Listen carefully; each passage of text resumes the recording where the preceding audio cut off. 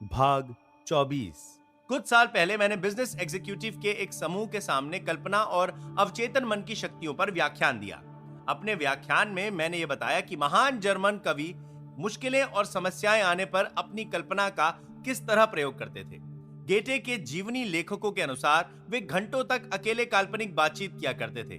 वे कल्पना करते थे कि उनका कोई दोस्त उनके सामने बैठा है और उन्हें सही जवाब दे रहा है। दूसरे शब्दों में वो ये कल्पना करते थे कि उनका दोस्त उनकी समस्या के बारे में उन्हें सही या उचित सलाह दे रहा है।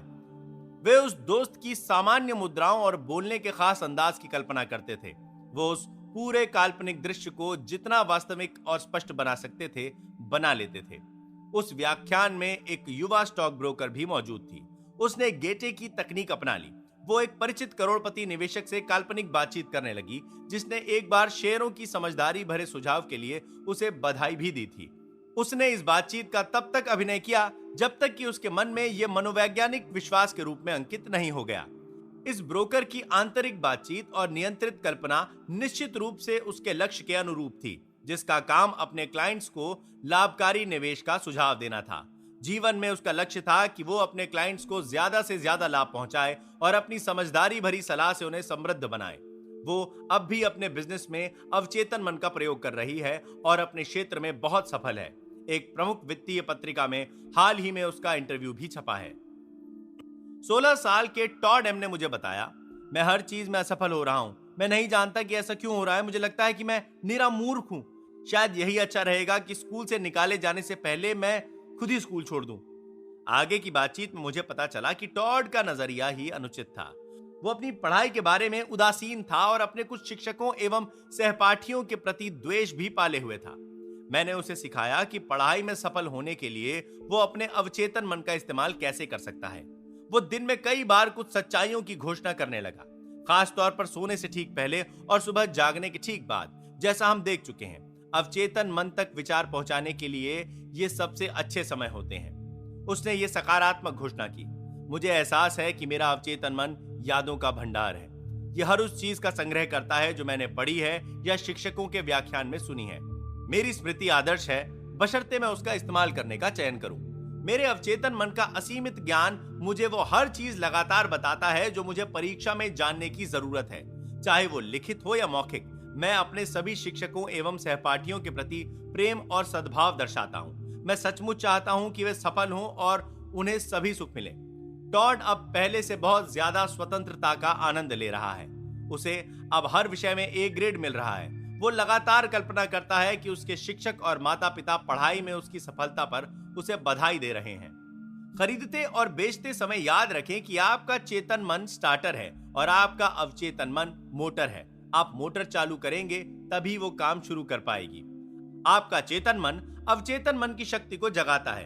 अपनी स्पष्ट इच्छा, विचार या छवि को अपने अवचेतन मन तक पहुंचाने का पहला कदम उसे शांत करना है, ध्यान को केंद्रित करना है, स्थिर होना है और शांत बनना है। शिथिल, निष्क्रिय और शांत मानसिक दृष्टिकोण बाहरी मामलों तथा गलत विचारों को अवचेतन मन तक पहुंचने और लक्ष्य में हस्तक्षेप करने से रोकता है। यही नहीं, मस्तिष्क के शांत, निष्क्रिय और ग्रहणशील दृष्टिकोण में न्यूनतम प्रयास की जरूरत होती है। दूसरा कदम मनचाहे परिणाम की वास्तविकता की कल्पना करना है। उदाहरण के लिए हो सकता है आप कोई मकान खरीदना चाहते हो। अपनी शिथिल मानसिक अवस्था में आप इस तरह घोषणा करते हैं, मेरे अवचेतन मन का असीम ज्ञान परम ज्ञानी है। यह मुझे अपनी सारी जरूरतों को पूरा करने वाला आदर्श मकान बताता है जिसे मैं खरीद सकता हूं। मैं अब इस आग्रह को अपने अवचेतन मन को सौंप रहा हूं। मैं जानता हूं कि यह मेरे आग्रह की प्रकृति के अनुरूप प्रतिक्रिया करेगा। मैं इस आग्रह को पूर्ण आस्था और विश्वास के साथ उसी तरह मुक्त कर रहा हूं जिस तरह किसान विश्वास के साथ जमीन में बीज बोता है। आपकी प्रार्थना का जवाब अखबार के किसी विज्ञापन या दोस्त से मिल सकता है, या हो सकता है कि आपको किसी खास मकान की तरफ सीधे मार्गदर्शन दिया जाए जो ठीक वैसा ही होगा जैसा आप चाहते हैं।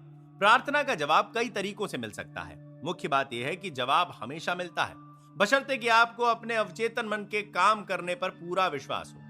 मान लीजिए खरीदने के बजाय आप कोई मकान, जमीन या जायदाद बेचना चाहते हैं। अवचेतन मन के असीमित ज्ञान पर भरोसा करने की यही नीति आपको सटीक मार्गदर्शन देगी।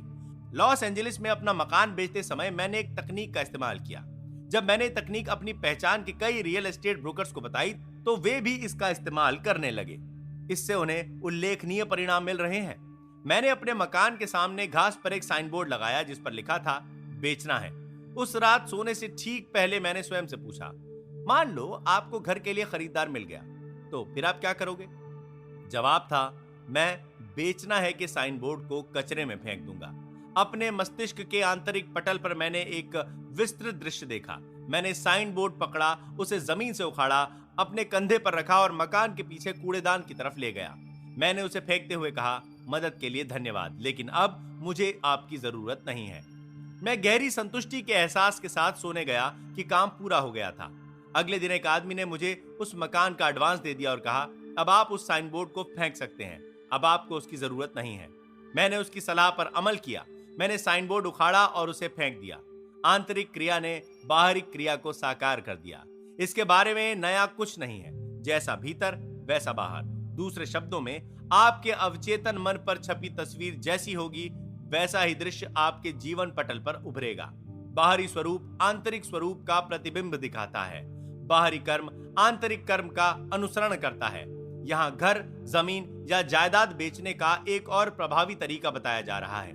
धीरे धीरे, शांति से और भावना के साथ ये सकारात्मक घोषणा करें, असीमित ज्ञान इस मकान के उस खरीदार को मेरी ओर आकर्षित कर रहा है जो इसे चाहता है और इसमें समृद्ध होता है। इस खरीदार को मेरे पास मेरे अवचेतन मन के रचनात्मक ज्ञान ने भेजा है जो कभी गलतियां नहीं करता है। हो सकता है वो खरीदार कई और मकान देखे, लेकिन मेरा मकान ही उसे पसंद आएगा और वो इसे खरीदेगा, क्योंकि उसके भीतर की असीमित बुद्धिमत्ता उसका मार्गदर्शन करेगी। मैं जानता हूं कि खरीदार सही है, समय सही है और कीमत सही है। इसके बारे में हर चीज सही है।